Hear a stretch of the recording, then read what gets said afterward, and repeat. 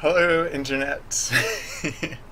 I'm never sure if there's like a slight delay between when the image shows up on my screen and when streaming actually starts. So maybe you only heard "Hello, Internet." Oops, sorry, audio. Speaking of which, audio. Two things I tend to forget to do. So anyway, sorry if I'm slightly out of breath because I just got a touch of exercise. But I think I'm ready to go. I mean, game development is not as energy intensive, so yeah. So right, the project as we left it yesterday had a few things going for it. It was it takes a moment to work the first time. All right, yeah. So right. Yesterday, we changed a lot about like just how the game field works and how, and we changed a lot about like what happens in the game field. The biggest change is probably that we added these little cookies, and so sorry, the cookies. It amused me, probably too much, but so yeah. So now mobs either carry cookies or they don't, and if they have a cookie and they get knocked back, they drop their cookie and Hero takes the takes the cookie. Sorry.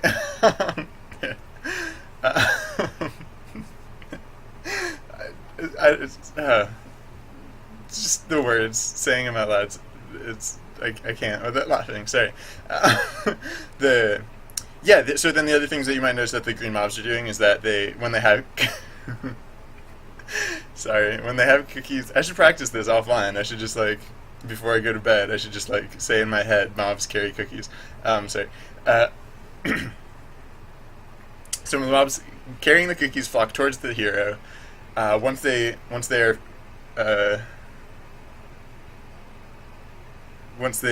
no longer have their cookie, I guess it doesn't always work perfectly because of like the crowding system. But generally the mobs will try to flee. They will try to escape back to. Actually, where they're going is just kind of like I'll look in the other view, not the game view, but the setup view. Like really, they're only going like a fixed distance away from the hero, and then once they get that fixed distance away, they. Like these guys here are about to hit it, they pick up another cookie, and then they turn back and they head towards the center again. So, I like this a bit because, well, yesterday one of the other things that we tried was, we tried having it so that the mobs would like walk back and forth between arbitrary points, or like, quasi-arbitrary points, and the thing that I didn't super like about that is that the way the targeting systems are very automatic. Like when I'm throwing a bomb, when I'm using this ability, all I have to do is click this ability and then it automatically happens. So when the mobs were walking in to arbitrary places, having to like track down, like trying to run around to like hunt down mobs while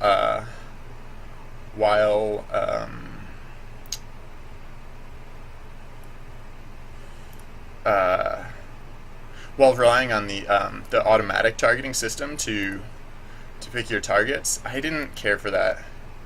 It felt too. It felt like it didn't feel like a convenient system of auto targeting. It felt like a frustrating system whereby I could not target the mobs that I felt like I didn't have control over the system, and that I had to like just kind of suffer it until it worked. So that's why the mobs are flocking towards the hero now, because it cuts down on that a bit. The thing that I mean, like the kind of the purpose of a lot of yesterday's development was to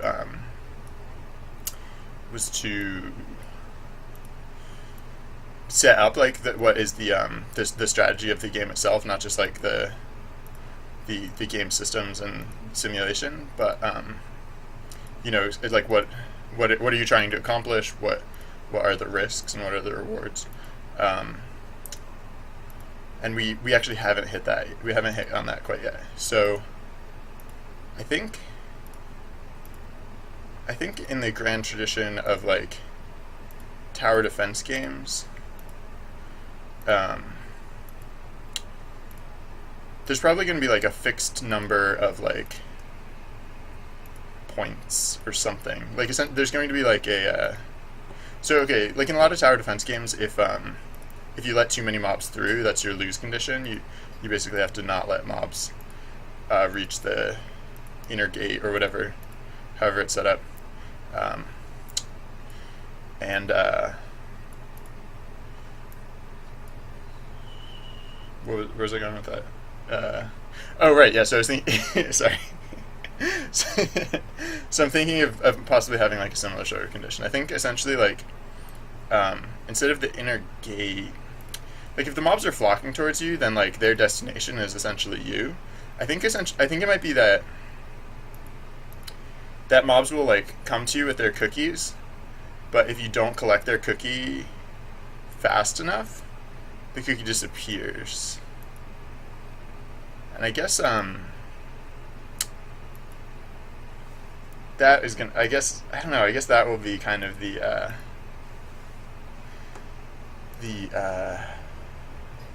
oh. I just had a different idea about how to collect cookies. Sorry, but that's not salient. Yeah, so cookies are going to disappear, and that's I guess what you're trying to avoid. So now we at least have a risk associated with not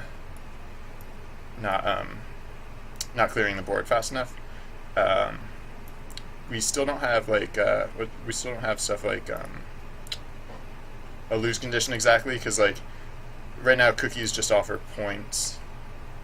So even if the cookies disappear, the only downside there is that you don't get as many points. And I really don't want to. I really don't want the.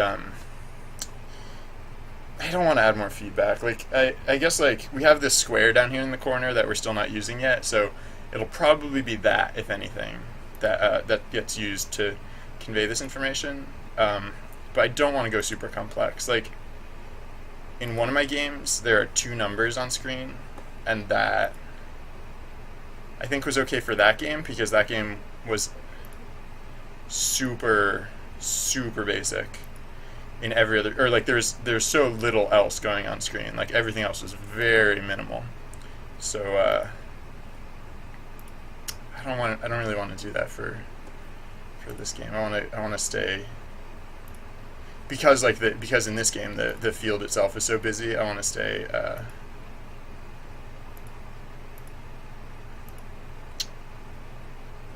lot cleaner. So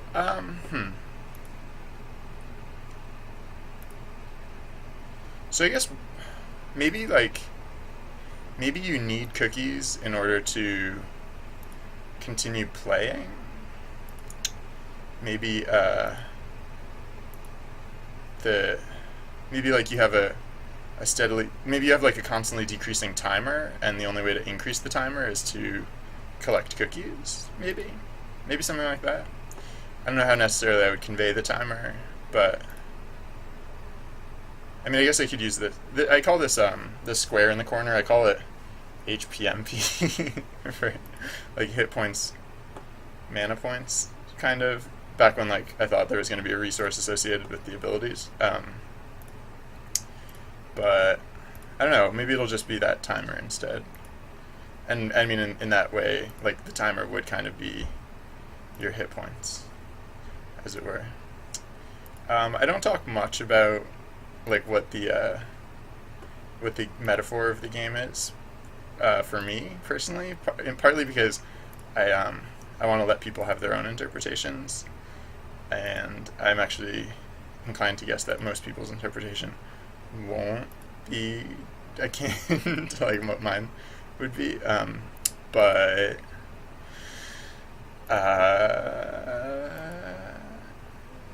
Yeah, I see the little green mobs are birds. I guess I do talk about it sometimes. To me, the little green mobs are birds, and they're like they have some sort of awful pollution that they've been exposed to somehow, and so the reason they go flying is that as you like free them of the pollution, they slowly regain their capacity for flight, and actually once they fully regain their capacity for flight, I don't know if it's happening right now. Once they fully regain their capacity for flight, like these ones are right on the edge. They're probably that one just escaped. They actually leave the simulation because they have flown away. And so I think the reason that they're giving you cookies is because cookies are all they have.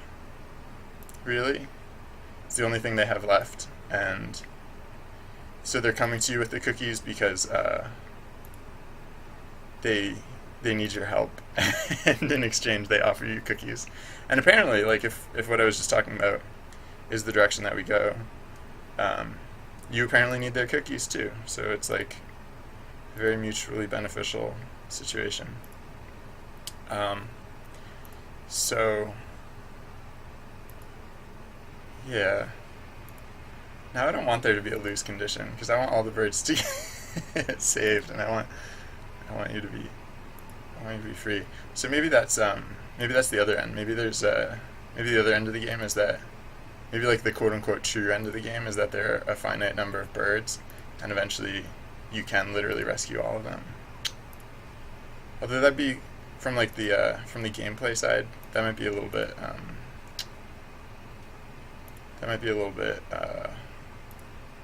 unfun.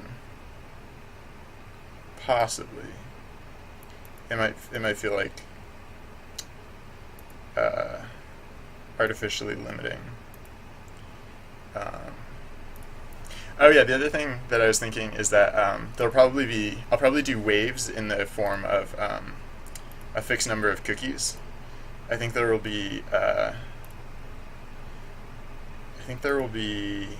yeah, so like instead of just so yeah, the way it is currently, like mobs just constantly flock to the edges of the screen and get cookies and bring cookies to you. Sorry. I'm getting better. Less laughing that time.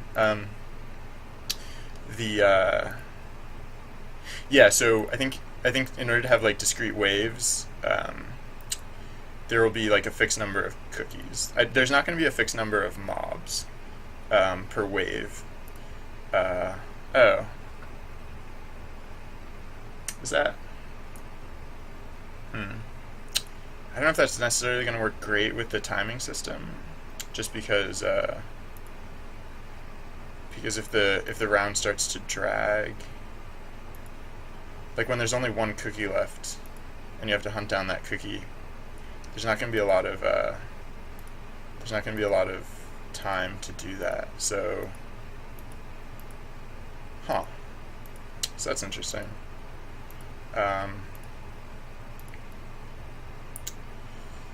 I guess I like cookies. I like the addition of cookies to the game, but it's definitely not something that I'd had in mind previously, really. So a lot of the like quasi-formed ideas I had about how game strategy might work, it's all through a slightly different lens now that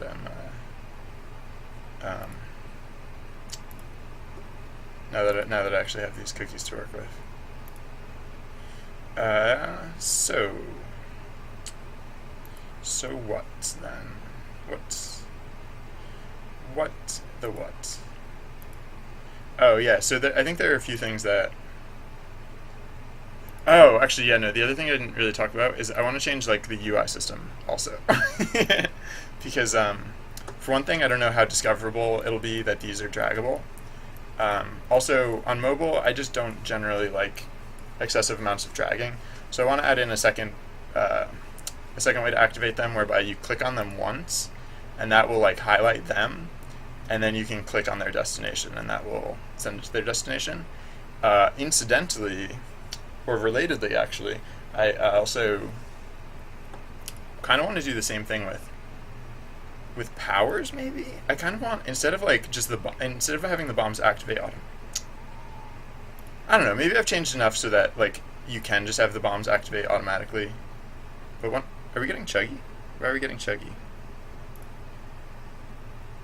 Why is our simulation running slow? Oh, I just think it's the simulation. It's never the first thought through my mind that my computer is doing that cool thing where it like cuts out processing power when it gets low on battery, even though I specifically set in the power settings not to do that, but whatever. My computer has attitude. What was it saying before it got chuggy? Oh yeah, maybe we changed enough about how the mobs traverse and how they flock towards the hero that we can use the automatic targeting system.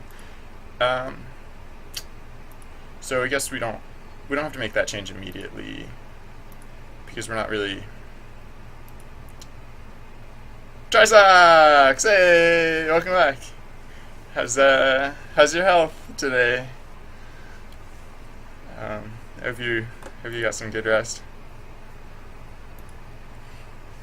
I'm just running the simulation and talking about what I think I'm gonna do today. Oh wow, I've been doing this for a little while, so I guess I should probably get started and actually like do something at some point. But yeah, in terms of like what to do. All right, I'm glad to hear you're feeling a little better. That's progress, at least.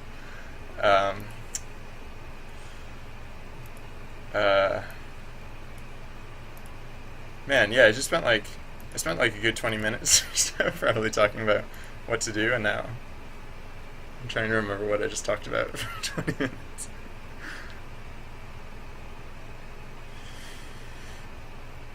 Oh yeah, I guess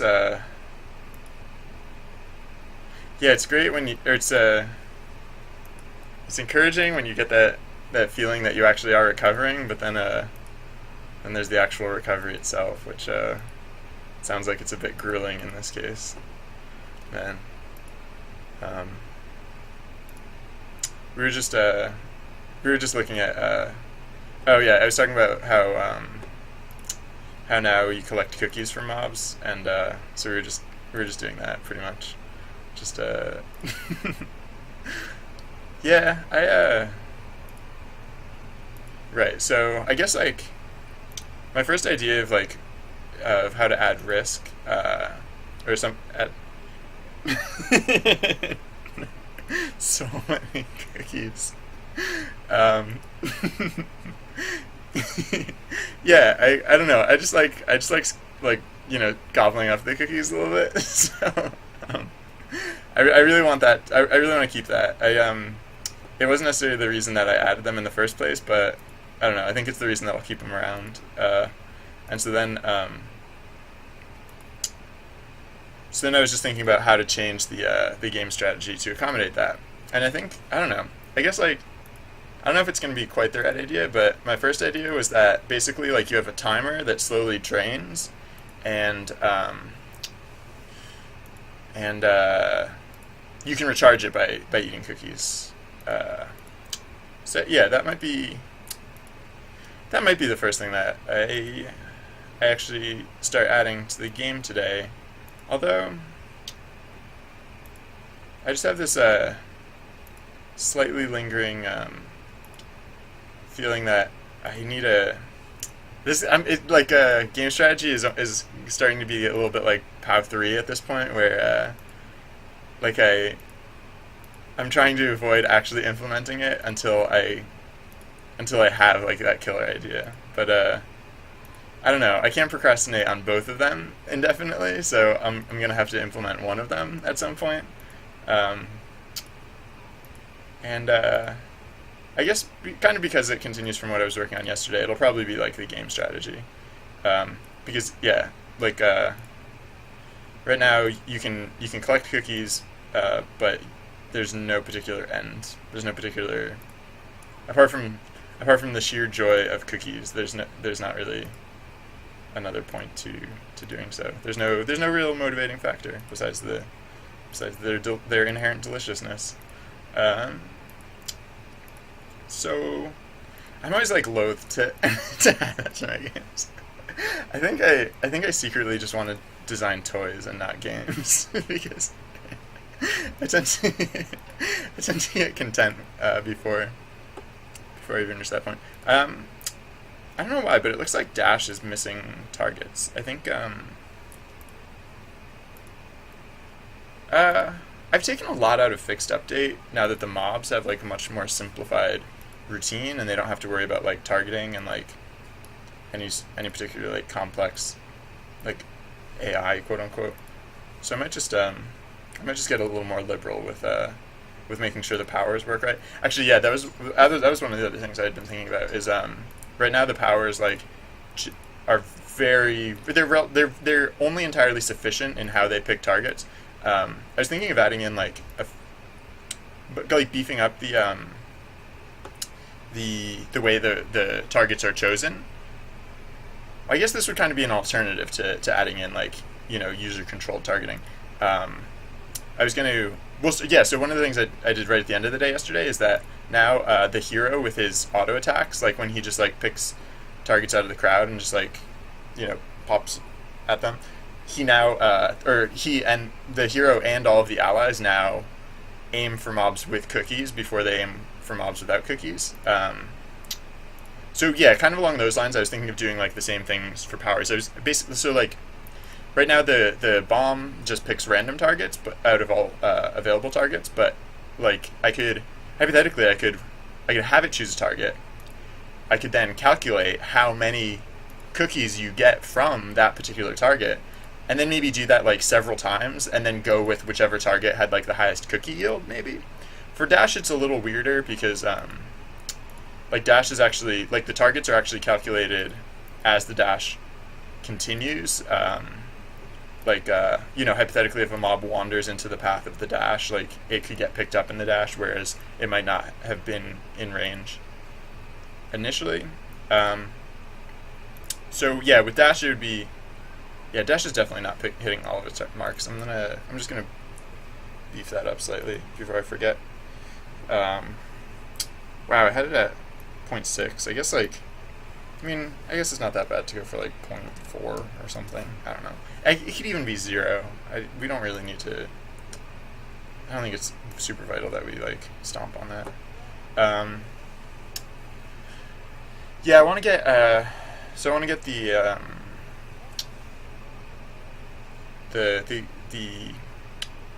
don't know 100% what I'll do for mob targeting. Well, I don't know 100% what I'll do with anything, but I don't know exactly. I don't know which of the solutions for mob targeting I like better. But I want to get that can kind of wait. It's not really, nothing's really like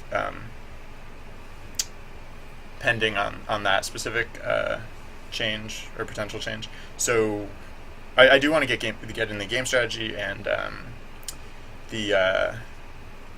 and POW 3 because I can't really even balance the game until I can like take measures to keep the game quasi balanced in the meantime, but like those pieces I'll want in place in order to before I bother divesting especially much time to a thorough balance pass, which I'll probably do a lot. And I'll probably get it to like a good state, and then I'll probably also start putting up builds so that other people can start playing it. Like once I have all those systems in place, it's basically a game at that point. So I can start collecting feedback too. All right, I'm really taking my time with this whole discussion of what could occur today. I don't know. I guess that was kind of the mood I was in when I woke up today. I was just very, very contemplative. I hadn't really been thinking about the game all weekend, so I'd been like off in the woods thinking about like campfires and mountain hikes. So I am literally getting my head back in the game at this point. All right. Well, so I won't worry hugely much about targeting. Or actually, no. I guess I should kind of make the decision. Like, which do I like more? Do I like mobs flocking towards the center more, or would I like improved targeting more? Because like, I don't like if I improve targeting enough, I could probably have mobs flock wherever. But do I necessarily want to change that? Um, oh yeah, the reason I wasn't 100% about like the cookie timer uh, implementation was because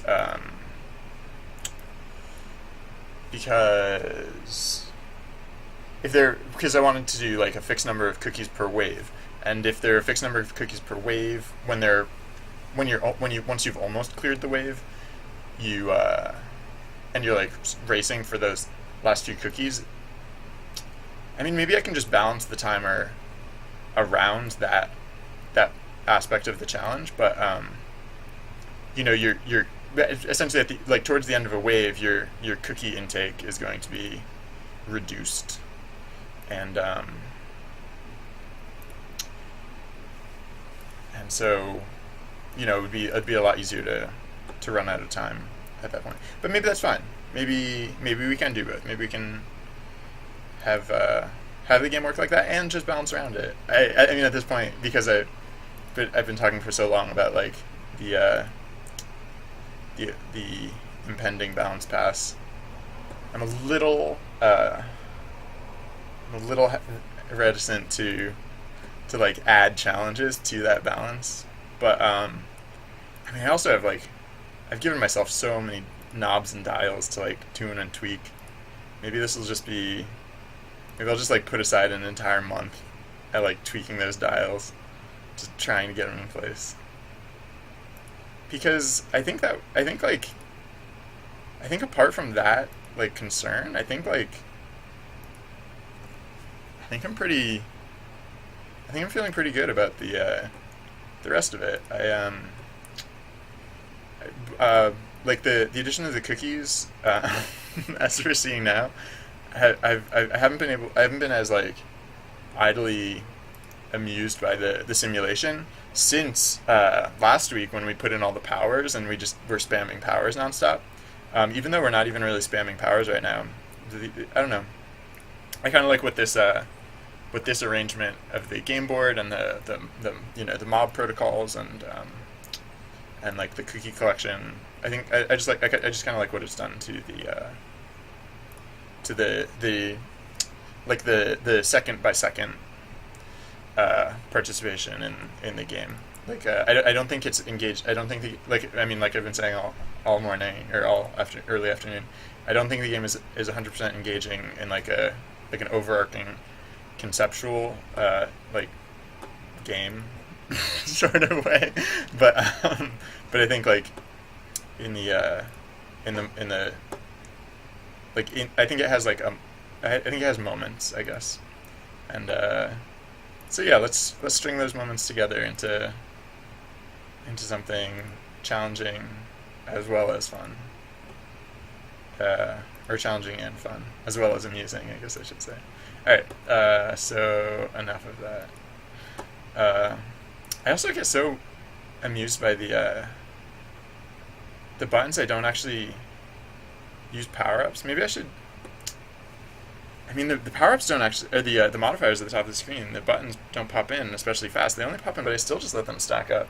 Maybe that's just because I don't have any particular incentive not to do so. Like maybe once I'm racing to like collect those cookies as fast as possible, maybe then I'll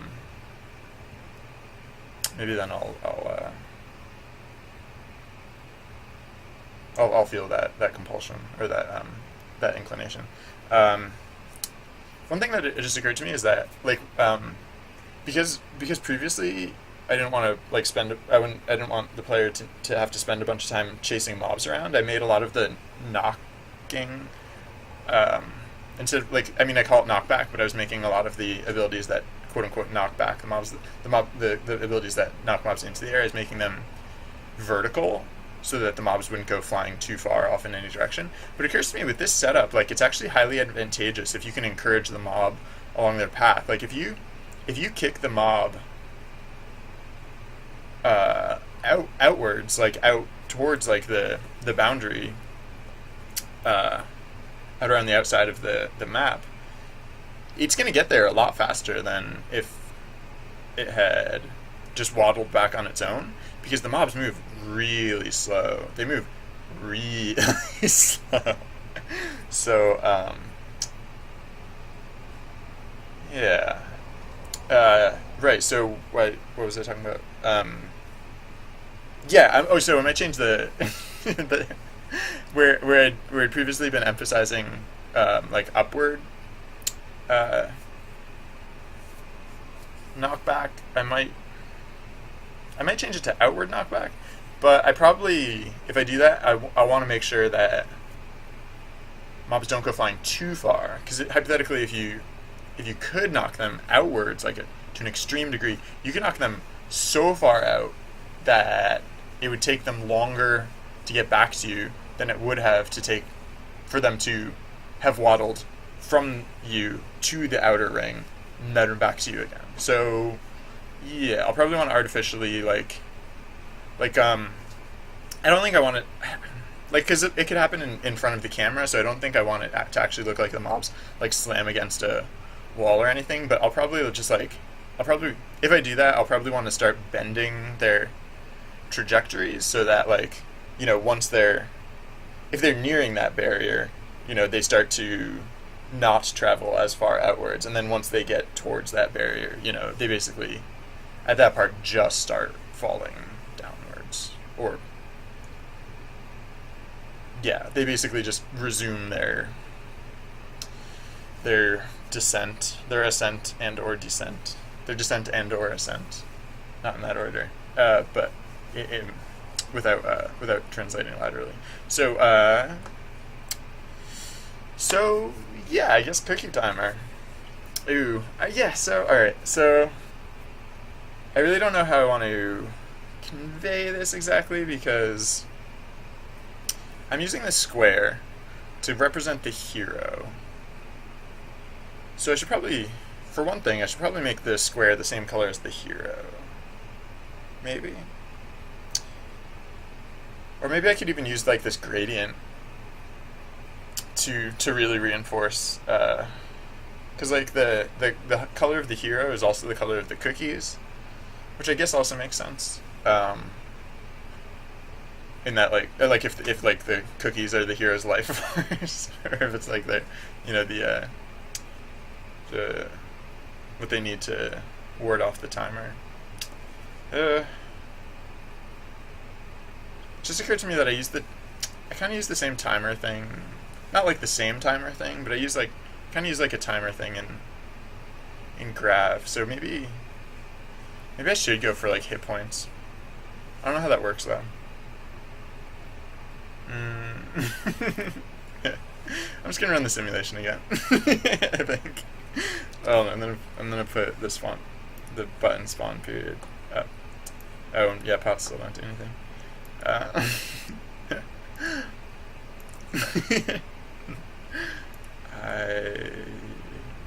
Bombs, yay, bombs. Yep. Wait, why did?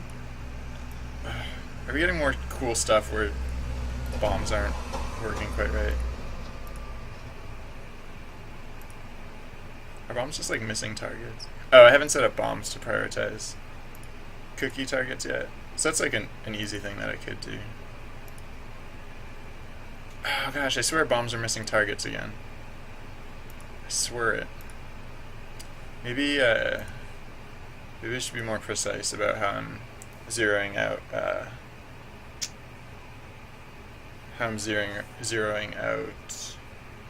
the Y component of vectors and mobs translation, because I'm what am I doing?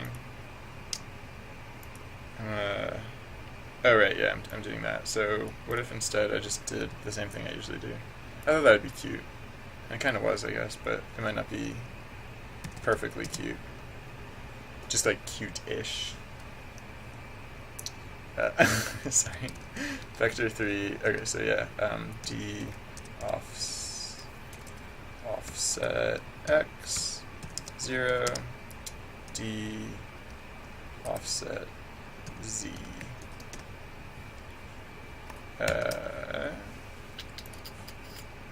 Hopefully that's better.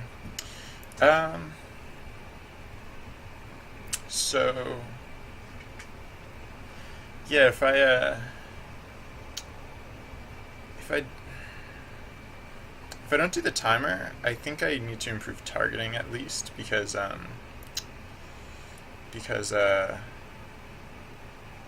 yeah, like the other thing, like if I don't do the if I do like okay, so yeah, right. So in the tower defense comparison, a lot of times like or I don't know, maybe I haven't been playing much tower defense lately, but like back when I played a lot of tower defense, like the lose condition was essentially like if you let enough mobs through the gate. But the comparison here would be like if you failed to collect enough cookies. And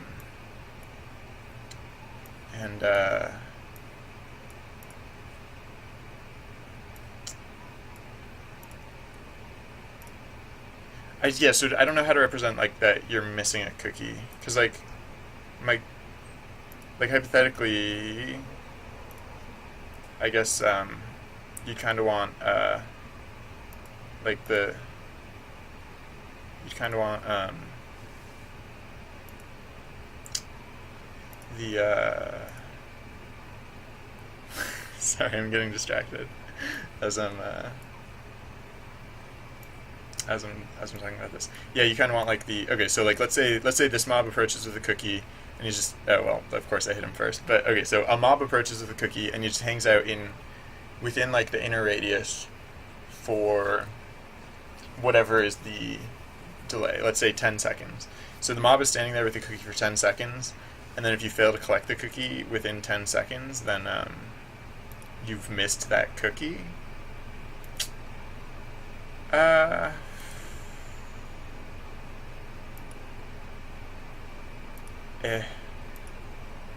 I think I might just go with the timer again. Because I don't... Not only do I not know how to convey that effectively, or not only have I not, like, spent time to consider how to convey that effectively, but I'm also not 100% that I like the... that I like that implementation. Like, I think between the two, I would probably rather play the time version. And I mean, I could always just implement one, see how it feels, and then implement the other according. But I don't know. I feel like this might be one of those times where I don't even necessarily need to see the alternative to make an educated guess. So it occurs to me it's weird, like when you increase the range of bombs and then you don't even see the explosion. Yeah, just cookies just fly in from the side of the screen. So I might change it so that powers target in like the cone in front of the camera. Because I mean, then there's a reason to actually like change direction. Yeah, see like that. Yeah, that could be good because that like yeah. I guess if power is like aimed first for the front of the camera, then that would be like one way to allow the user a finer control over targeting. Because if this is the area that they want to hit, then like they could just look at that area and accomplish their goal accordingly. Yeah, it's just really weird to like hit the button, have like nothing apparently happen, and then just have cookies flying from the side of the screen.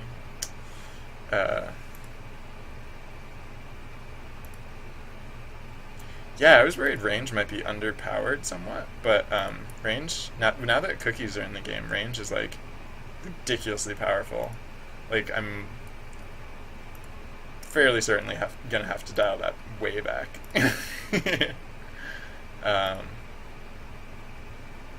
So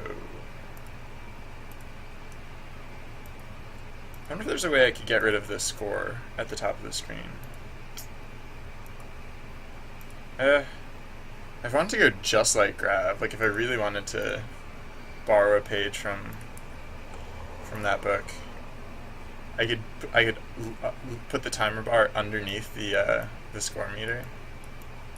So yeah, I guess I haven't made a game with like only one piece of like with only one metric, because like Bbox has two literal numbers on screen, and the timer is basically just a visual representation of another number. So I don't know. Maybe I'll just do that again.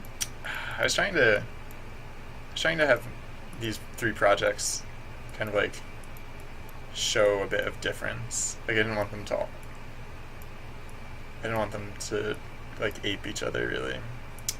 But I don't know at this point. Maybe that's fine at this point.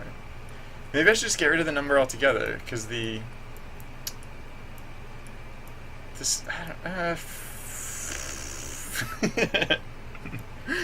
um, yeah, I did kind of I've set up a fairly strong challenge for myself in that like it's kind of hard to represent the hero anywhere other than the hero himself, because his ally dudes also kind of look like other representations of the hero. So in order to like if I represent him elsewhere, it could be confusable with the allies, I guess, in terms of like what the message is. And so actually one thing I was considering was using like the bright spot on the top of the hero to convey information. That would probably, I don't know, it probably doesn't take up enough screen space to be entirely visible, or like, you know, as legible as you'd kind of want it to be. But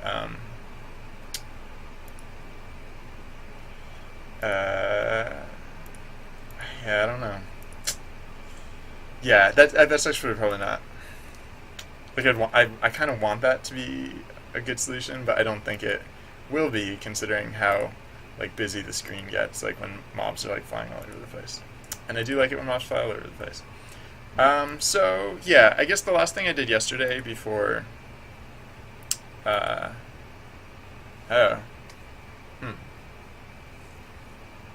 The last thing I did yesterday was to change the auto attack targeting to aim for coins.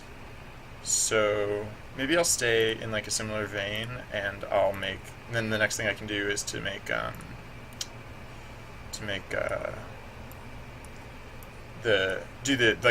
cone, the camera cone power targeting system, because I kind of do like I like the idea of adding range.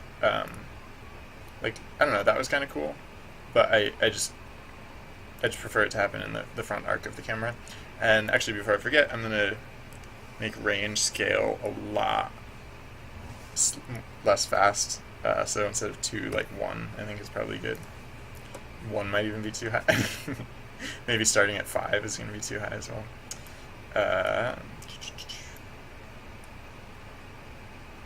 Oh yeah, I was thinking of making mob spawn in the front arc as well.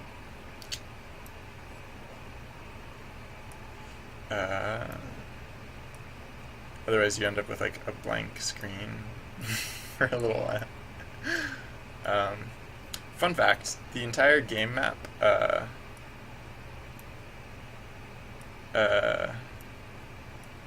is centered around the hero. So no matter where you go in space, like the game always occurs within a circle around the hero. It's like if I just wander off in this direction for no particular reason, the game eventually follows.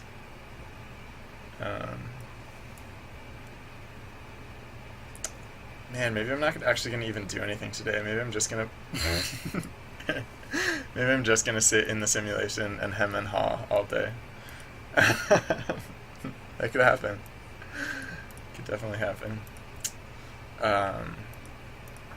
Alright, but no, if I'm actually going to accomplish something, I should get real about how to select targets inside the camera range, because that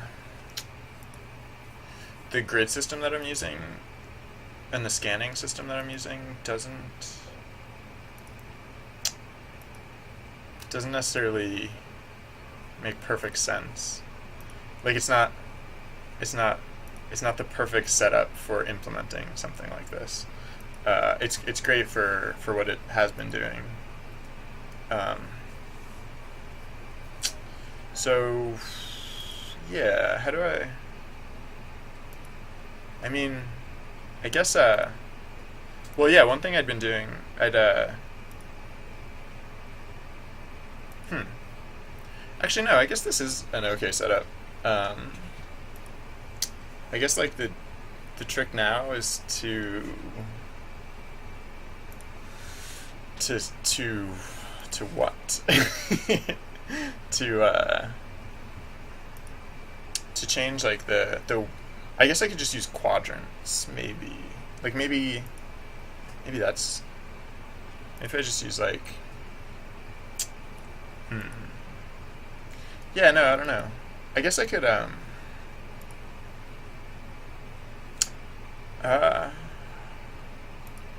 no, I could just add in like another table. Like right now I have a table of the grid, which I have a table of, so I've like a, well, actually, yeah, it's not the same grid, but like imagine like actually, no, maybe this grid that we're looking at here is basically the same grid.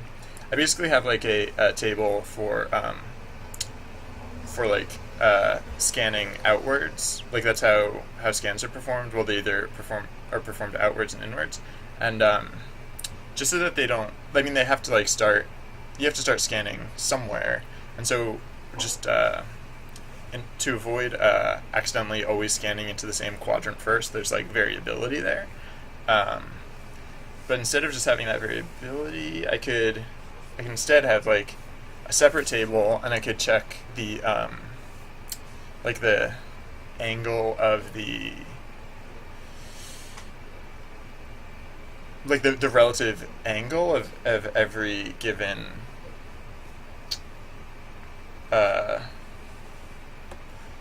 square in the grid, and then only go by the angles within I guess it'd be a little bit of a calculation, because I guess like hypothetically there's nothing wrong with targeting mobs here.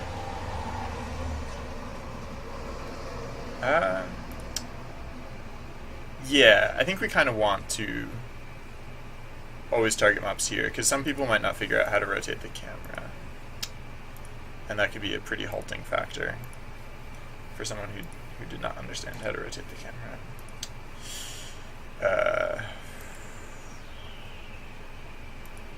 So yeah, so maybe like the scan will always like within like a given distance, which I can determine.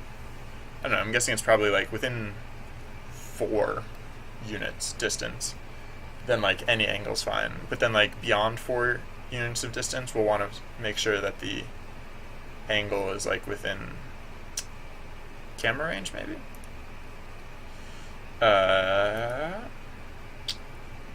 So how are we going to, like, what unit are we going to use for our angles?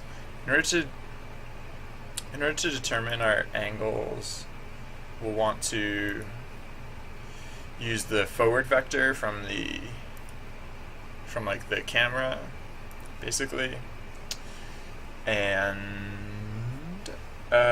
yeah, so I'm assuming sine or whatever returns like radians. Unity script C# sine.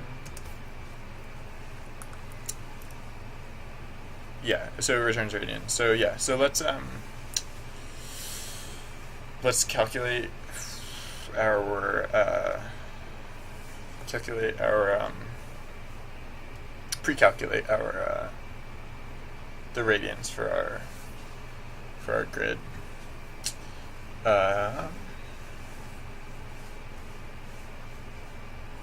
So, so, uh, let's, oops, um, right, so let's work with our, we have a spreadsheet that we were doing this in. I have a spreadsheet that I was doing this in. Right, so yeah, look at all that stuff. I guess I have to do this again. All this again. Oh, huh. So, yeah, I guess I've only really done distances before, so how's this gonna work? I guess, distances are ambiguous, to, like, in terms of quadrant, like, if you take, like, x and y values and you negate or anti-negate whatever. Okay, if you negate, like, the x and y values, you're not going to change the distance from the origin, but you are going to change the angle from the origin. So, I guess,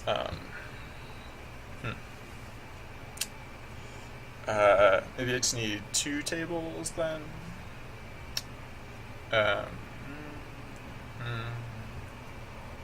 Or I could just use one table and interpret it based on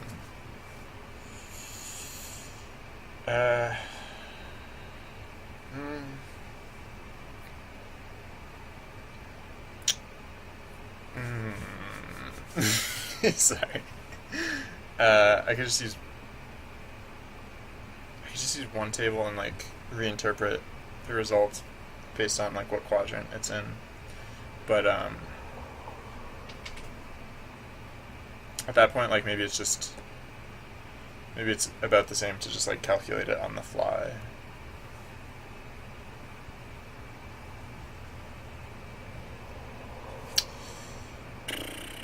Wow, I'm gonna make it an entire hour without having really accomplished anything. Nice.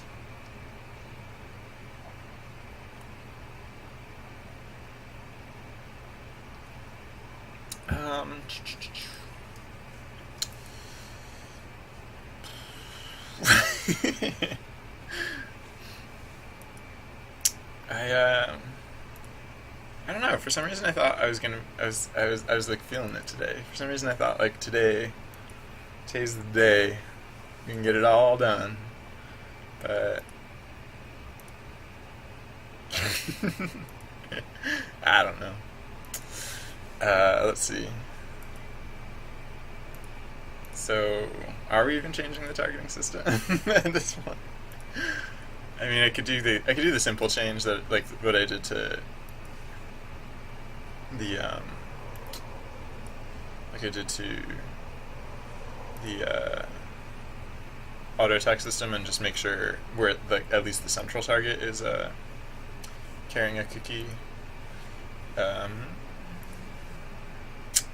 But that's probably not even going to accomplish so incredibly much. I mean, I guess it's something, but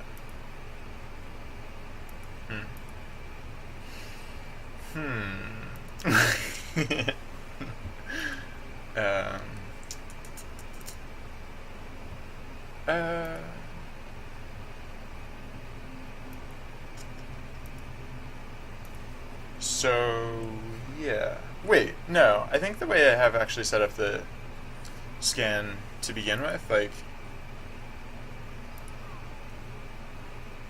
I think the angles thing is not going to be as hard. I guess, like, a really deluxe version would actually be really hard, but I mean, I'm saying quadrants, but actually, like, octrants, is that a word? When there's 8 of them? And, like, basically, like, if you subdivide quadrants, like, octrants are actually really easy. Like, the way I've set up scan range multi, it basically, like, goes through the octrants. Okay. So I guess actually I could, as, like, a cheaper uh, option, I could just figure out what oxyrand is like closest to the center of the camera and just always choose from that. And actually, I think that would speed things up a lot because there will always be a lot fewer targets in that range. So yeah.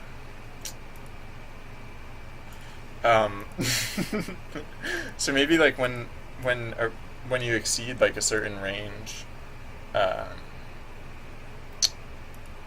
it just starts looking only in that one narrow channel.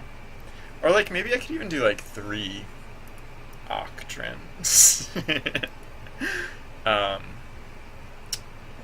Yeah, I don't know like how many degrees because like if we only have to concern ourselves with like this distance of the game field, because like the game field kind of ends right here. Although I might change that. I mean the game field, no matter what, it's not going to go much higher than like. Well, actually I don't know. I might change the camera angle. I was just thinking like, I mean I guess I could even change the camera angle to accommodate like what I would hope to accomplish here, but I won't start with that.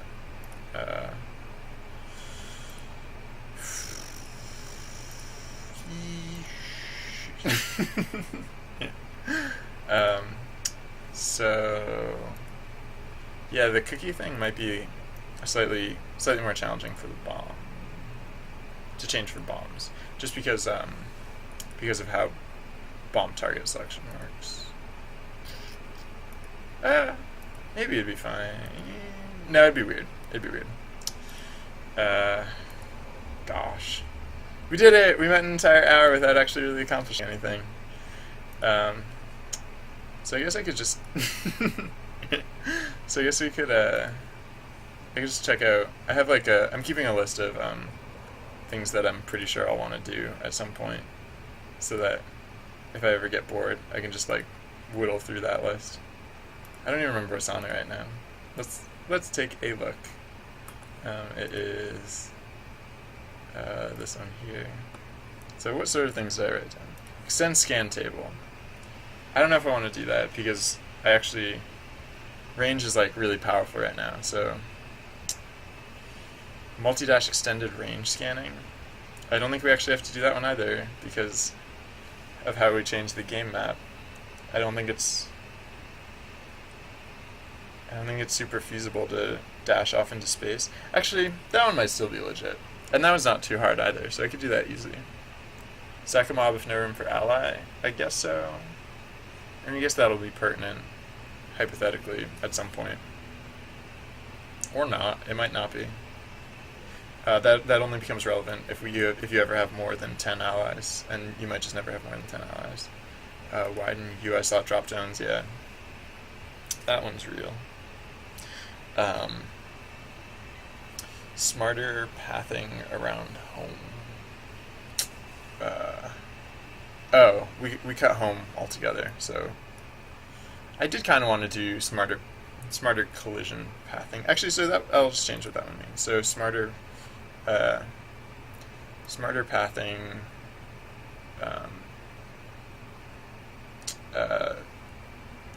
in head-to-head collisions. So as it is presently, sorry, my other notes are kind of funny. One of my notes for grav is just to add skill, which I know what that means, but it just cracked me up to read it out of context. So yeah, smarter pathing for head-to-head collisions. Right now, if like 2 mobs like run at each other, if they just run directly at each other, they'll just kind of like nudge into each other until like eventually they like squeeze past each other. But it really wouldn't be that hard to make it just so that like when 2 mobs collide like that, they just kind of like go around each other instead. So separate ally follow from targeting, yeah. That one I've been talking about for a while, so I'll probably just do that. Because I really can't imagine a situation where I don't want that to be the case. Maybe I'll just clean up that whole section because last time I looked at it, it was getting a bit gnarly. Or maybe I'll not clean up the whole section and just do that. Make mobs spawn on camera. Yeah. Well, actually, yeah. Let's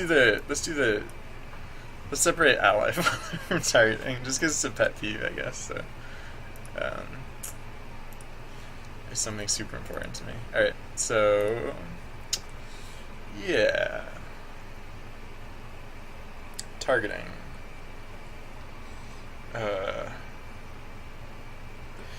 It's right around here. So, right, if mob type equals 1, so if we're dealing with allies, then we calculate the offset from the hero to the ally, and then we set the target to be 0 in that case. So if we just get rid of all of this, then the allies will just stop following the hero. So for now, let's just get rid of all of that, because we basically want it gone.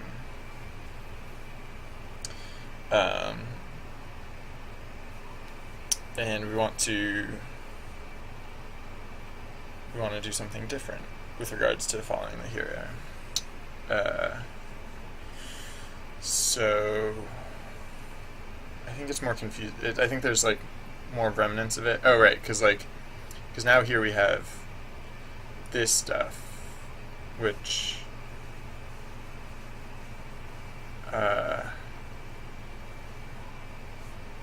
oh yeah, this was from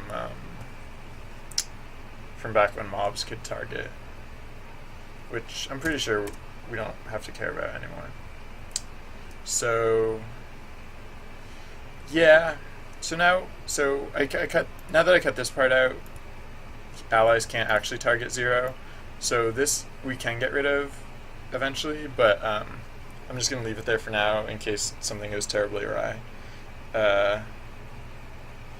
So this, yeah, I'm commenting out partly because I actually just need to move it somewhere else. So let's figure out where it goes.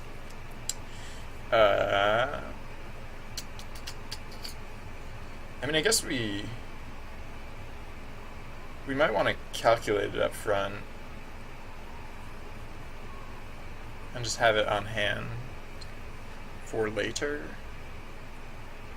No, the part where it becomes relevant is when traversing, when our movement is decided. And our movement is decided based on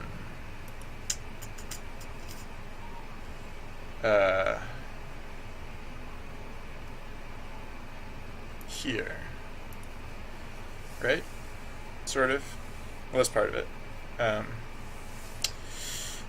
So hit time, that's all good and well.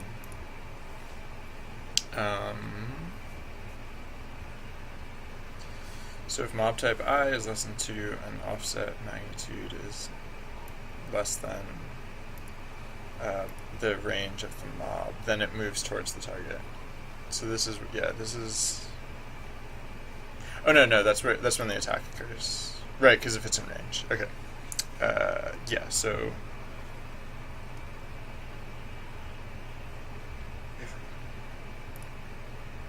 Is this...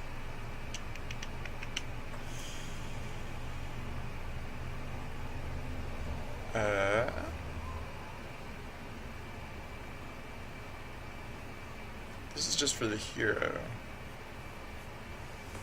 So... Yeah, this is the part that I'm looking for.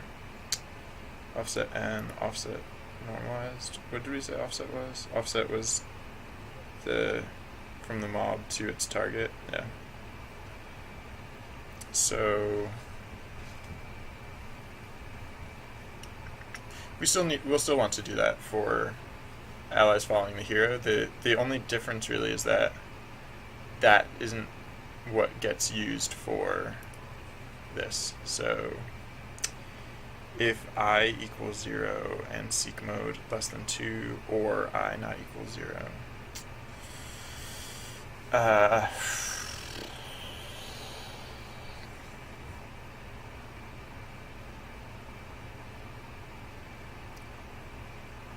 This is just for the hero and allies, so because like all the mob stuff happens down here. I mean, I guess I could turn these into cases instead of just ifs, separate ifs, but I won't worry about that just yet. And actually, there is a fair amount of overlap,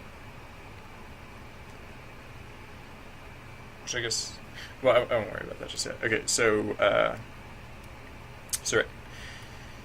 if I equals 0 in seek mode is less than 2, or so instead of not equals 0, I'm going to say I equals 1, and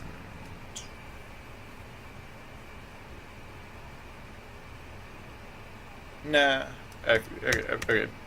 I can say how it is. Okay, I'm going to say if within this, I'm going to say if I equals, oh, not I, excuse me, if mobs type I equals 1 and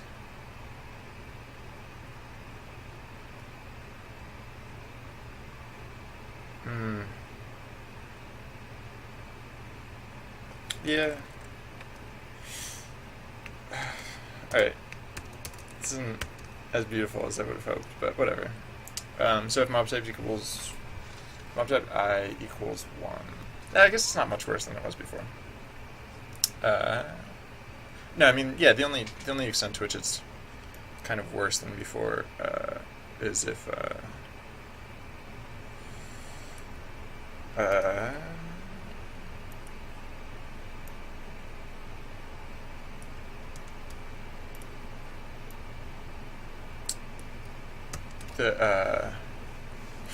the extent to which we're kind of improving it, like the extent to which I like how it is now, in that oh wait, we don't need this else.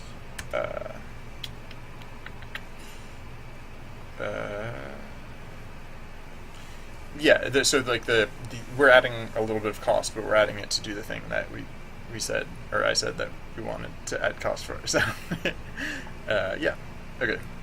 So not that. So yeah, let's.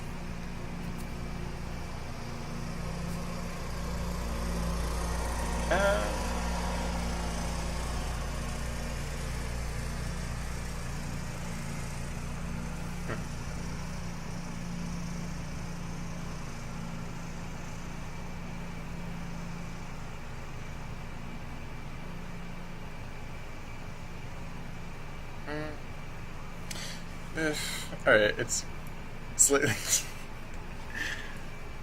No, whatever. Okay, I was going to do something slightly silly, but I'll refrain. I was going to calculate offset h even for the hero, and that's silly, because the distance between the hero and himself is always going to be 0.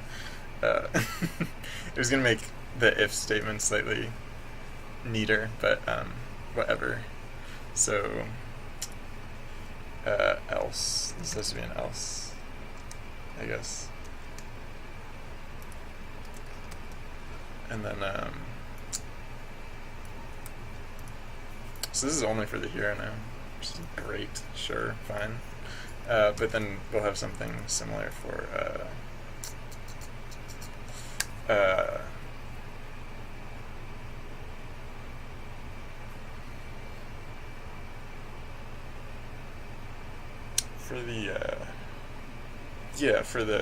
for the allies. The difference will be that if those conditions are met, we're not actually going by offset offset. We're going by offset h. Yeah. You're.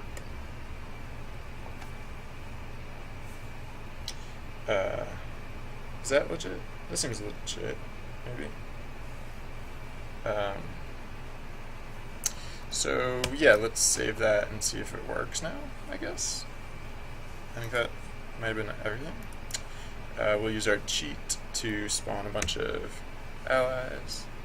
So, do they still follow? It's hard to tell at this camera angle.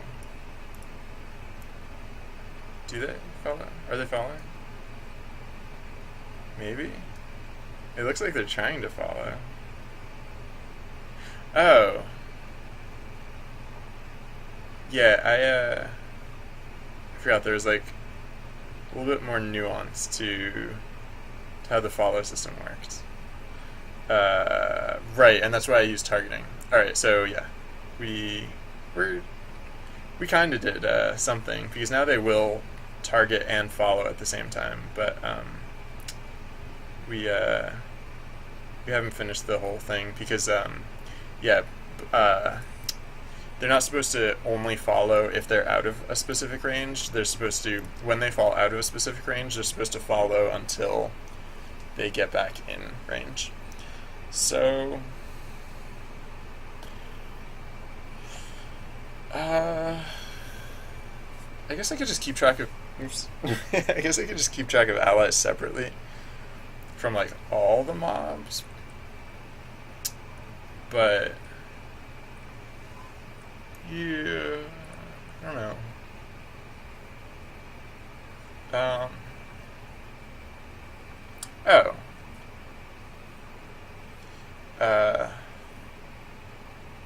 I guess I could use carrying, because it kind of means the same thing. Sort of. Not really, but sort of. Yeah. So what is it?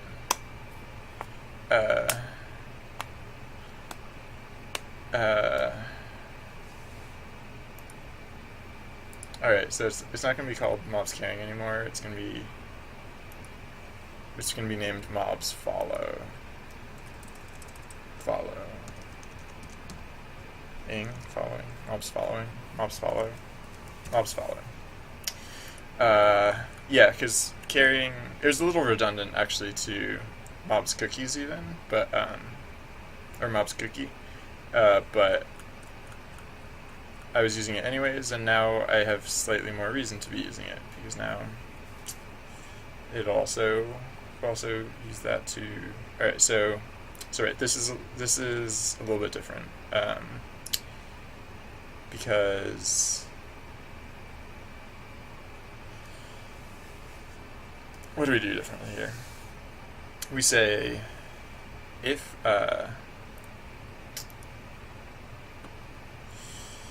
we can calculate this offset, and then we can say if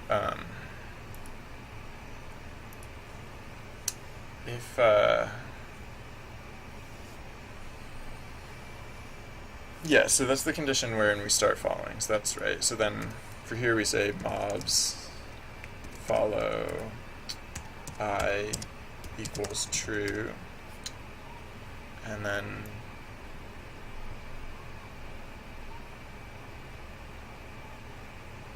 we can say else if h offset magnitude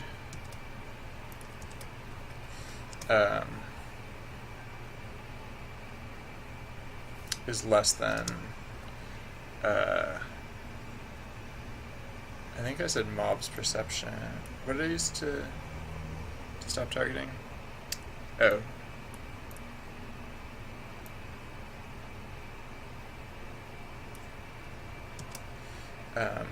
Oh right, okay, so yeah, so else if mobs follow I and h offset magnitude is, I'll just paste in what I copied from there, is less than mob's perception mob type I. Okay, so it's using the ally's perception range. Then then right, not this, neither of those things. I'll move both of those things in just a moment. What actually happens here is just mobs follow I equals false because it's in range again. Okay, and so now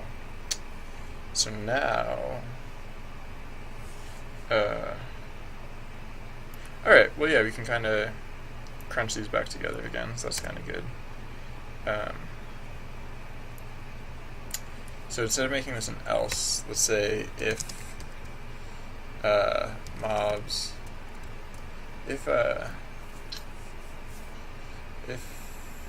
mobs follow I,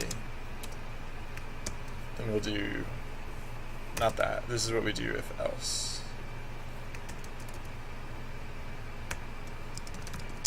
Alright. And the thing we do if is oh, whoops. Derp. Yeah, alright, I'm gonna do the thing that I said was silly earlier, but whatever, I don't care, I'm doing it anyways, is we're going to, right, offset h is occurring in here, but I'm just gonna make it occur outside. And so now we're, technically for the hero, we're calculating its the distance between itself and itself, but whatever. I think we've restored justice to the world. So let's cheat out a bunch of duders and let's see how it goes. It might not be super obvious at first, because for one thing, you don't always see your. Let's swing the camera around and then move in this direction. All right, yeah, look at that. Look at that. They're both following and they're still auto-attacking. Cookie collection. And yeah. And then once they get in range, yeah, they get their autonomy back. Alright, so yeah, when they're out of range, they start following, and they follow until they're in range again, but none of that stops them from collecting cookies along the way. Wherever they are, ABC, always be ABCC, always be cookie collecting. Alright, so yeah, it only took us an hour and a half to do that one thing. Perfect. Yeah, I'm gonna bring the range down on bombs, on everything probably, because range gets really good really fast. So range, yeah, starts at 5. Let's bring them all down to 3. I mean, I'm affecting POW 3 also, but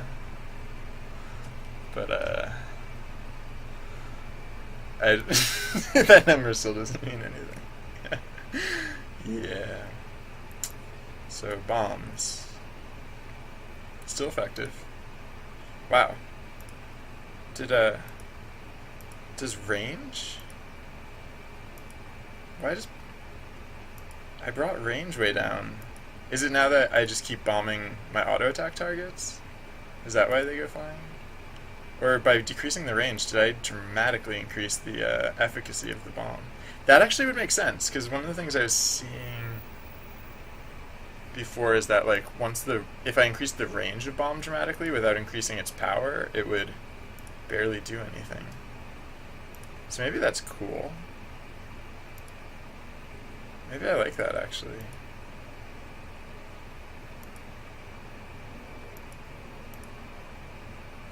Because then I don't have to start with a very high power. I don't know if I necessarily like it to this extreme, but I do kind of like it in general.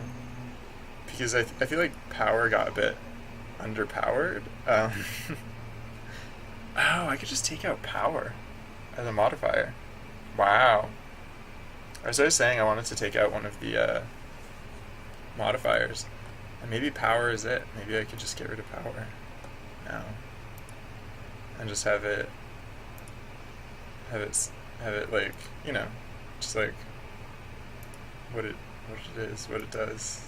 Just like I don't know if it'd necessarily be like I mean, yeah, basically like a constant sort of thing. Although, as I'm seeing with bomb, like apparently it can't literally stay constant.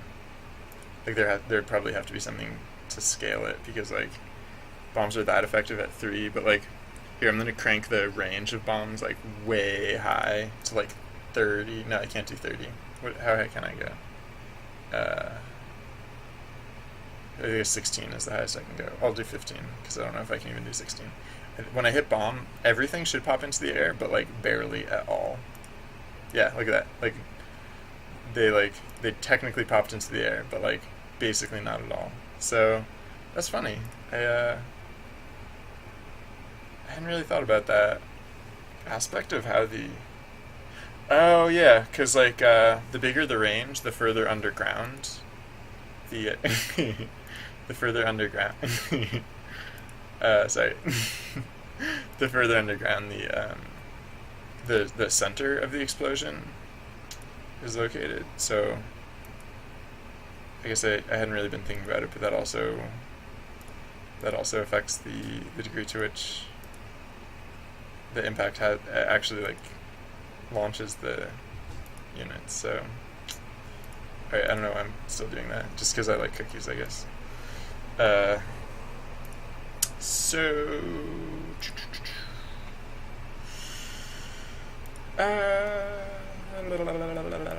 So what? Yeah, I guess now I have to figure out something to do again.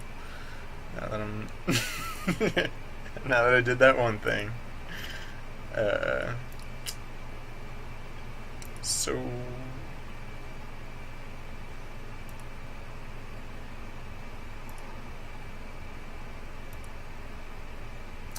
what if I got rid of the numbers and just added the timer?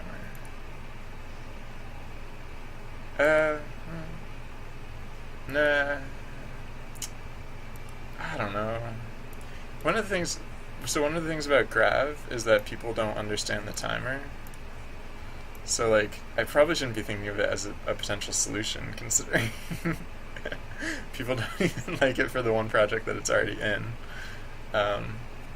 Although, I mean, actually, I should add that to to my list of stuff to do, because no one gets the timer. You're out of date. What? How is it out of date? That doesn't even make sense. But whatever. I'll take your word for it. Alright, yeah, so the other thing I have to do for Grav is to clarify timer.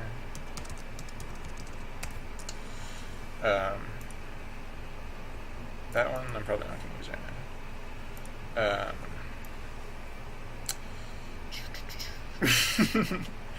So now, instead of staying distracted by playing the game I'm working on, I'll just stay distracted by playing the game I'm not working on. And then eventually this will just turn into me streaming Hearthstone instead of game development. Yeah. But if that were not to be the case, then instead I would try and figure out this mystery that has beset my development.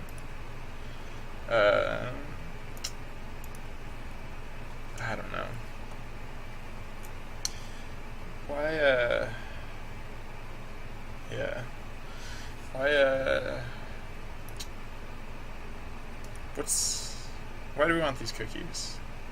What's the harm in not collecting cookies? I also, but yeah, maybe these are cookies. I was gonna say I don't think I want them to be cookies anymore. I want them to be something slightly different, but that's probably not important. Oh right, yeah, okay. I should even add the bomb impact. That's another small thing that I can do right now that I know I'll want to do at some point. So bomb knockback calculation happens. Nope, not this far down. Happens here. So yeah, currently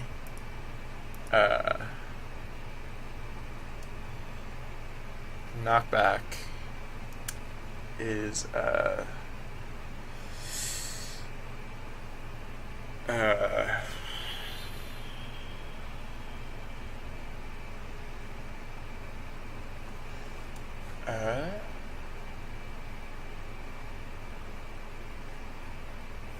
Yeah, right. So it's the offset normalized, the offset from the center of the impact, or the offset from the mob to the center of the impact, divided by the magnitude of that distance.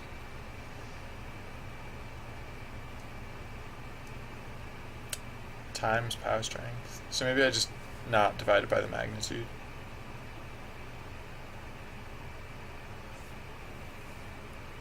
I instead just divide it by some flat figure. Or actually no, I can just get rid of this term and use explosion force to regulate it. So this will dramatically change what explosion force means.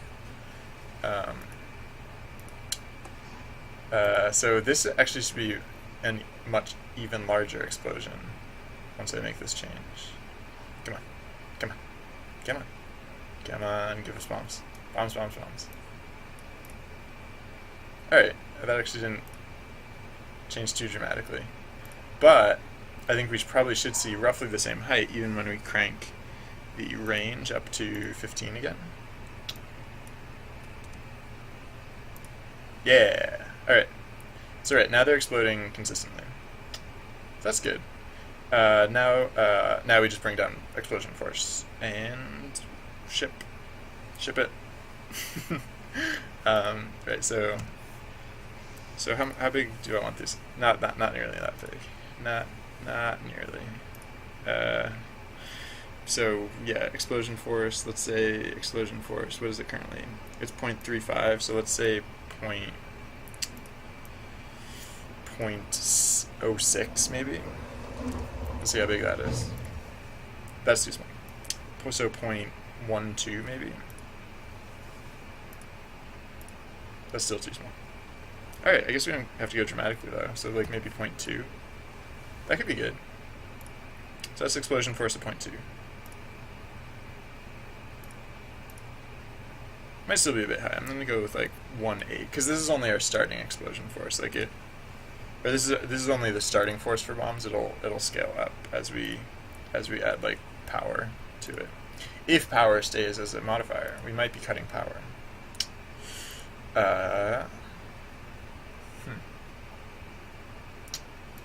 Although if we cut power, then coins are just the new health, kind of. If we cut power, coins and health are basically this, just like a Boolean versus a gradient of the exact same thing, kind of. Whereas now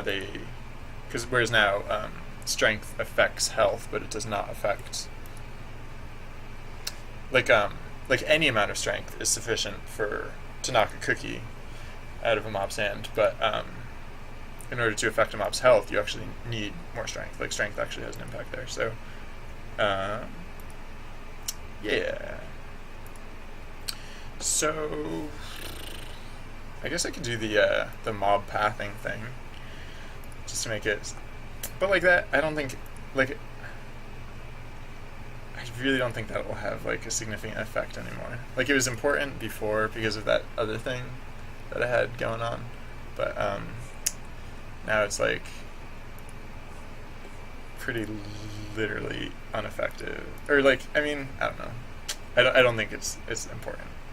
So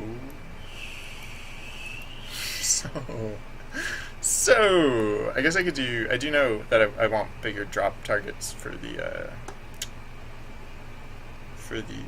these buttons. I mean, I guess I basically just want to extend it upwards a little bit. I guess the slightly awkward thing there is that I don't necessarily want like clicking. I don't want, like, if you click here, I don't want that to register as a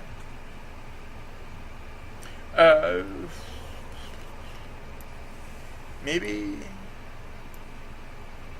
like this will not register as a drop because my cursor is actually slightly above the square, whereas like the majority of the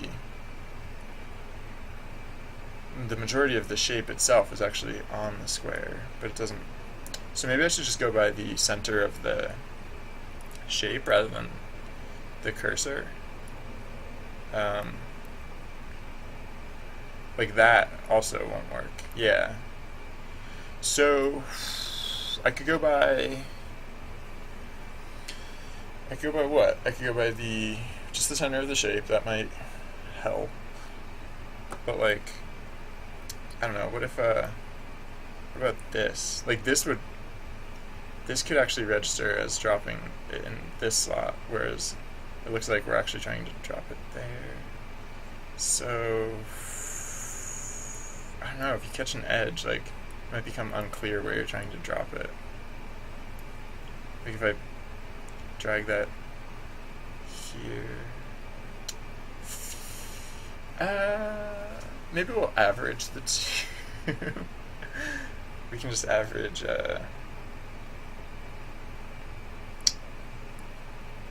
like the center of the shape and the mouse and where the cursor is located, because like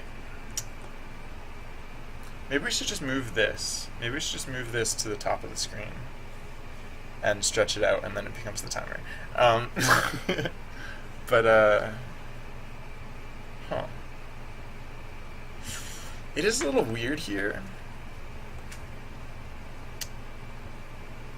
And because it really doesn't operate the way the other things on the bottom of the screen operate, but it does in the regard that like that's where you drop stuff to soup up your hero.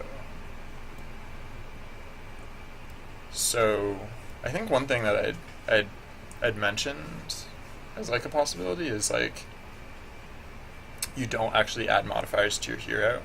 You only add modifiers to the powers. But then I don't know.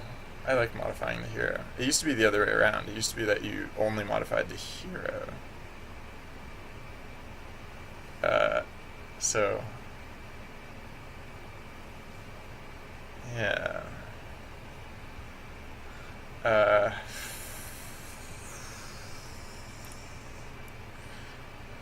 think, however, it is now. I think the one thing that we've fairly clearly established in the past hour and a half is that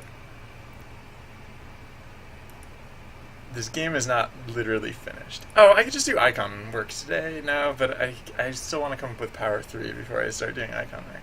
I could start doing icon work today, and then just like adapt as necessary. I could just come up with Power 3. I could just come up with Power 3 right now. Figure out exactly what Power 3 is. I could implement it, and then everything else, smooth sailing from here on out.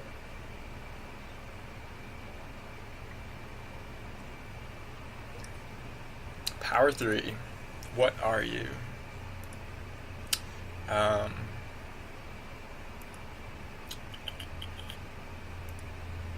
No, I don't think that's gonna work. I don't think I'm gonna come up with Path 3 right now.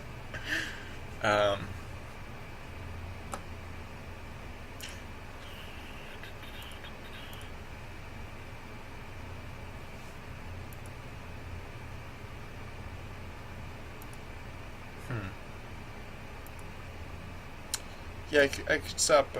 I'll make that change to multi-dash. I guess.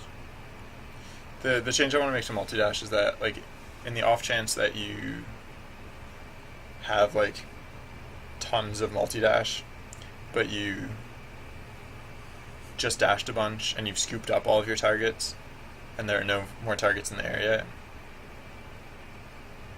I think we want to just not continue dashing. Just stop dashing at that point. I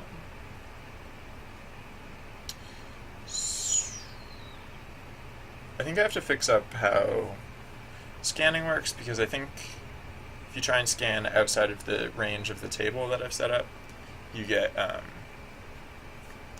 pretty sure you get errors. You get like out of range exceptions for the array. uh,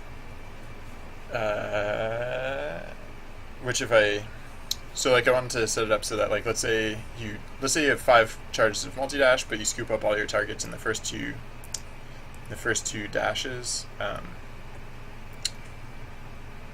So what?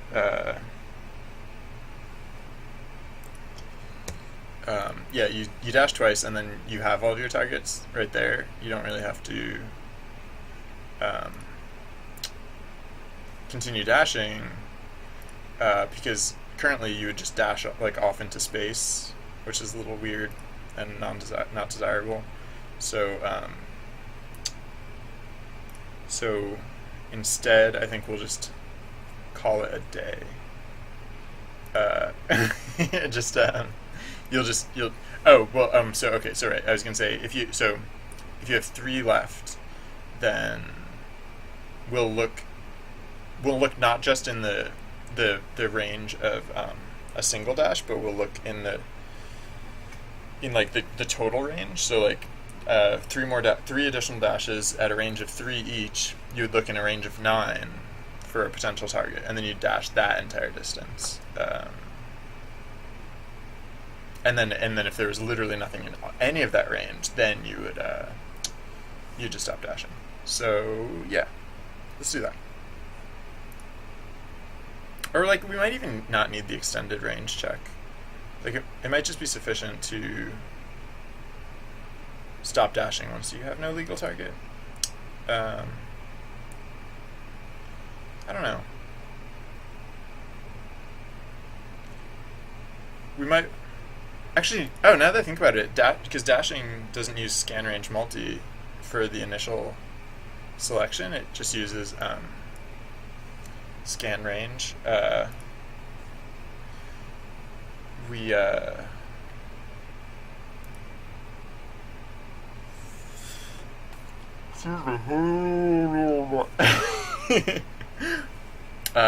we already have it aiming for mobs with coins, so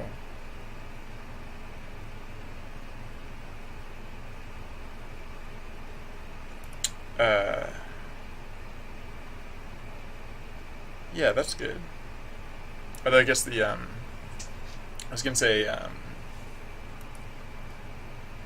no, we could totally do this. I was gonna say for dash, we probably don't want it to do the extended multi-dash range scan, or we don't want it to dash if the result of an extended multi-dash range scan is a mob without a cookie, because that seems like a long way to go for not much gain. Maybe. And yeah, I think we actually are set up to adjust however we'd like based on what we have set up already and what we think is a better implementation. So let's start poking at that. Why not? So right, yeah. Currently, it's the case that all right, yeah. We'll need to keep track of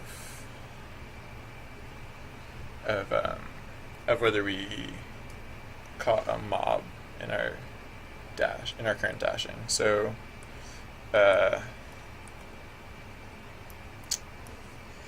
what then? We can say let's go to dashing. Let's also have bool mob targeted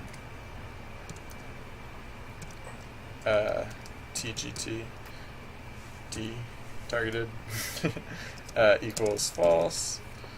Save that, and then so yeah, when we have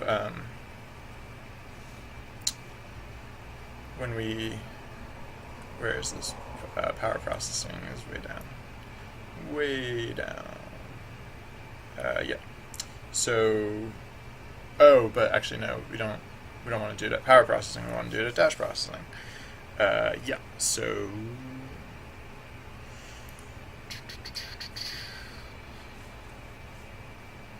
dashing.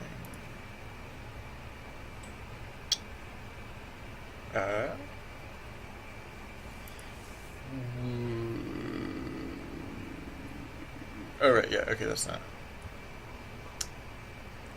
It's not the dash processing that I wanted. Where do we do this? I forget.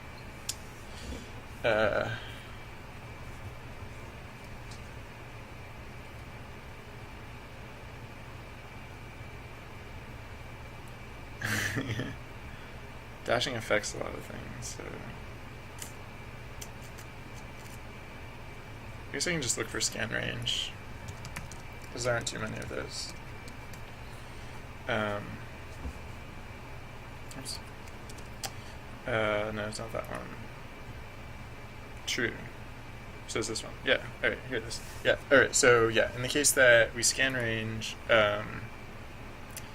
if SR equals -1, that means we scanned and we did not find anything. But the else case here is when we're dashing to a new target. When this happens, oh, and actually I do want to do this downstairs also, or down in power processing also, because we want to say dash mob targeted equals true. Save that, and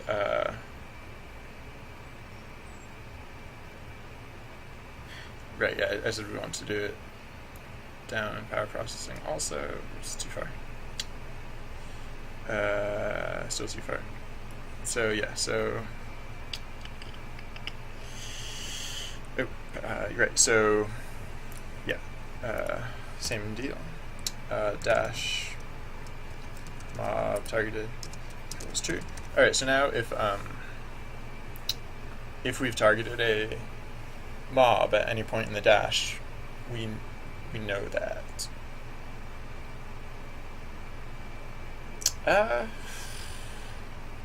Actually, maybe that's not even the criteria. Maybe it's just if we caught a mob in our dash. But it's a weird case that we've caught a mob in our dash and we weren't dashing towards a mob in the first place. But maybe we should. So maybe it's not just dash mob targeted, maybe it's just dash mob caught. Like if we've caught any mobs, then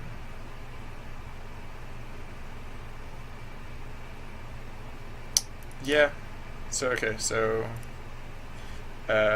instead of dash mob targeted, dash mob caught, I guess. So yeah, it does happen in both of these cases, but it also happens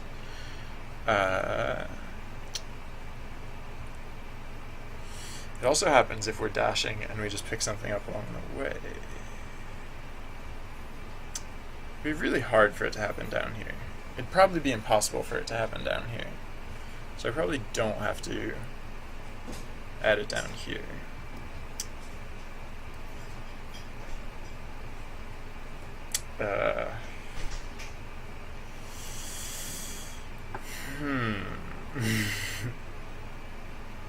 Should I bother?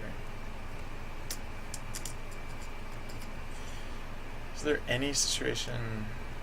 Yeah, no, there is technically, but a mob has to fall from the sky. Alright, whatever. It's not going to hurt anything, really. If SRM dot length greater than 0, dash mob caught equals true. Alright.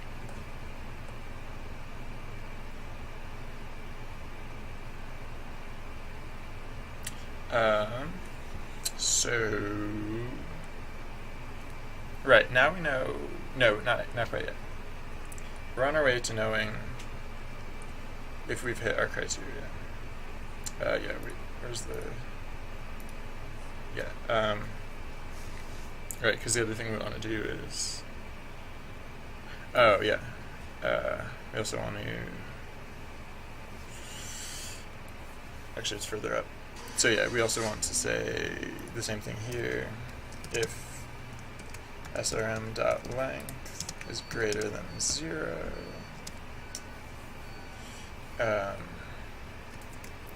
then dash mob caught equals true. This is the case that we didn't necessarily start with a target, but we picked one up along the way somehow. Which it could be that it wandered into range or that it fell from the sky. Either of those could occur. And then, right, so now we'll know if we've caught anything. We'll know if we have any mobs. And now now in this case where we would, or I guess in either of these cases. No, maybe just in this case. In this case, if we would just dash off into space, then we instead don't. So if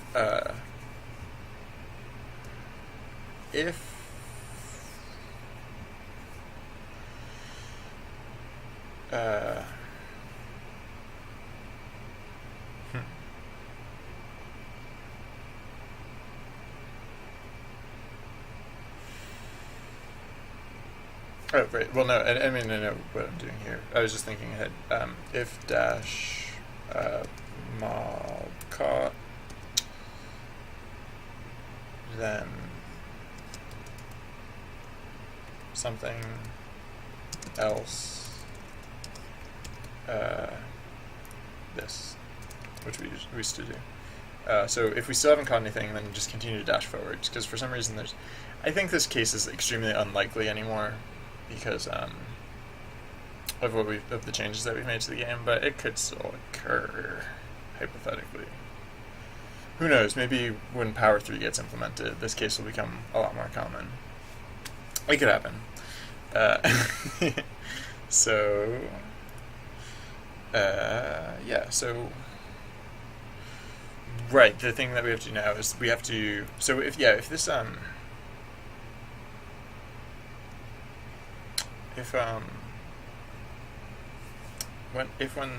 when this occurs, we'll want to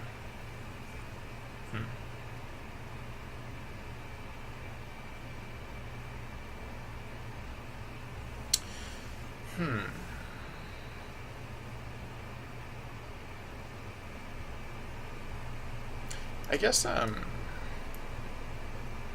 yeah, we could just decrement the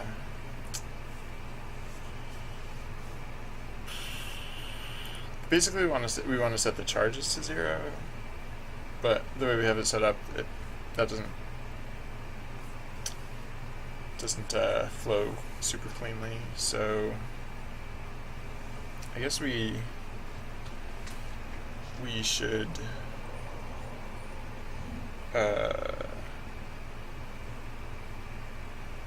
use another mechanism to accomplish that. We could just say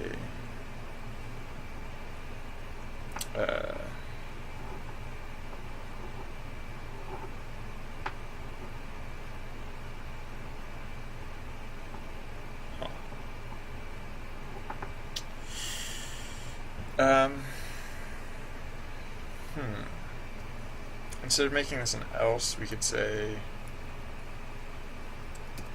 if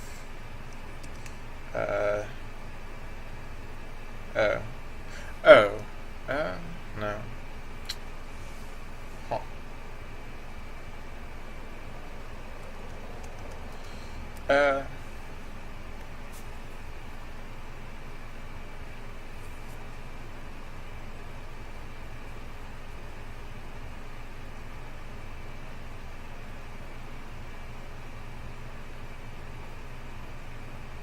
Oh, yeah.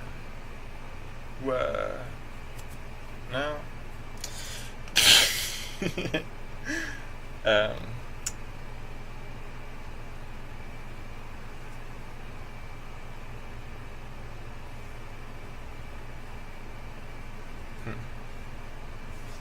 But so the cleanest way to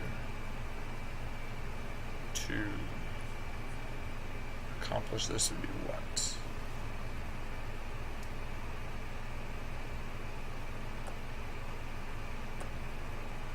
I guess I could just put it right here.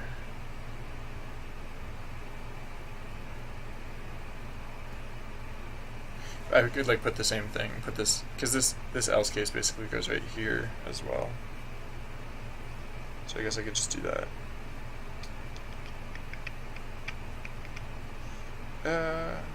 So conclude dash, I guess. It's not actually a thing yet.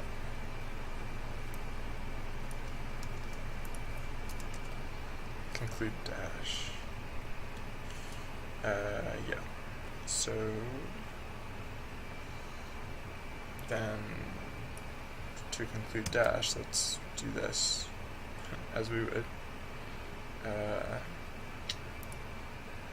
What's that about? Oh yeah, home. We can get rid of that at this point.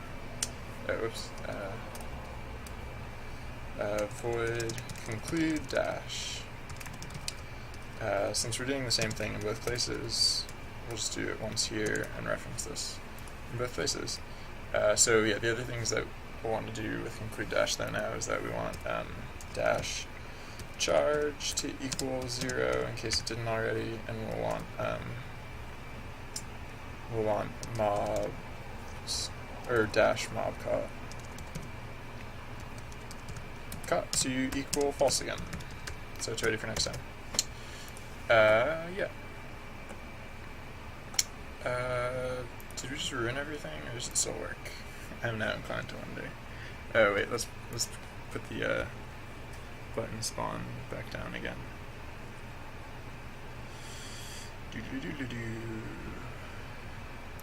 Back down to 1. So yeah. Dash. Malt. All the malts on dash. I mean, I could just cheat that, but speed on dash as well.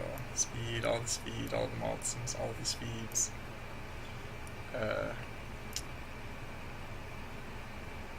What?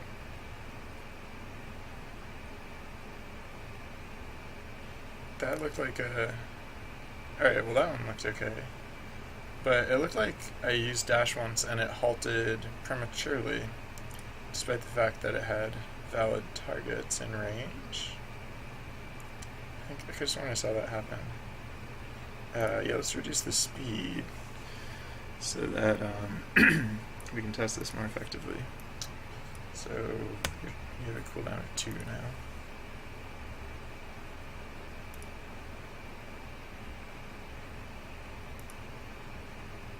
So let's wander off into the distance, because this will be the case that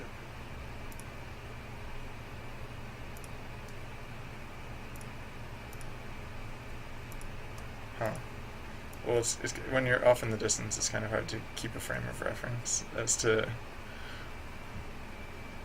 what's happening. Exactly. But yeah, let's wander way off into the distance and then look back and dash. No. I guess I should. Oh, I know. I'll just make the range of dash like huge.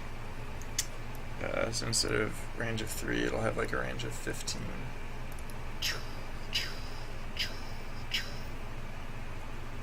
Maybe that doesn't help. Maybe that just makes it super cool.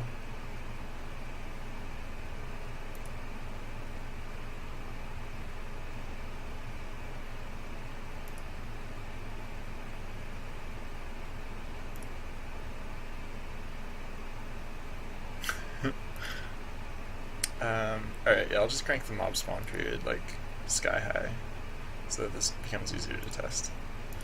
Alright, so yeah, we do want some mobs, but not many. So spawn period a bajillion. Alright, so yeah, so now we have a limited number of mobs to work with here. So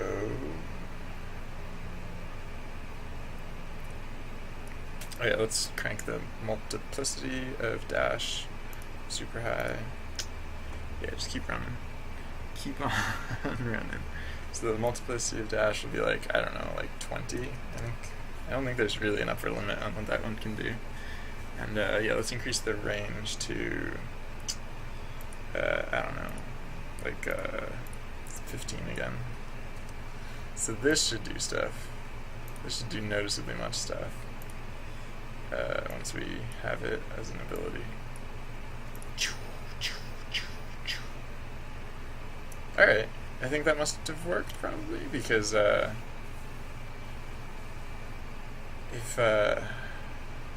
we hadn't scooped up all the mobs here, I'll try putting the dash multiplicity to something truly ludicrous, like 4,000. So like if it doesn't stop by those criteria we put in, it will probably just never stop, right? But it did stop, so it's probably stopping because of those criteria. So alright, so we can be confident that the change that we kind of wanted to put in has been successful. Now let's now let's test around to make sure that it's not like misfiring at inconvenient times. Like if it's not halting prematurely when it could be continuing on. Oh right, yeah, no, we only put in the first half. We didn't put in the half about like scanning a further distance when potentially able to find a better target. So yeah, okay, let's try that now. So yeah, concluding dash, totally a thing. Alright, so yeah, if mob caught, this is the case where mob is caught. We've caught at least one mob, but we didn't find one this time. We scanned and we found nothing. So let's instead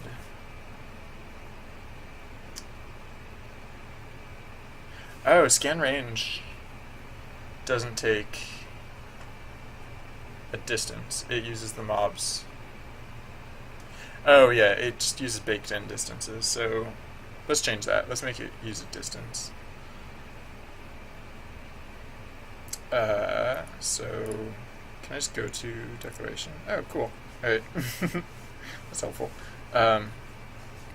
So yeah, let's change this to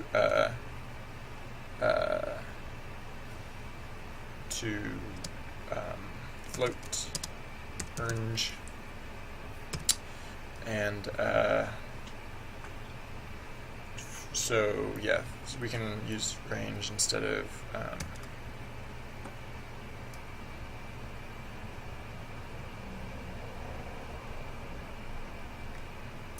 I guess we hold on. So yeah, this is gonna be that instead. But let's remember what this is so that we can use it as the argument for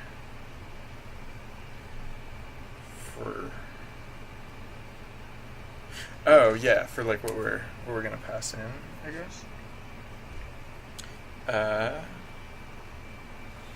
So yeah, okay, so right.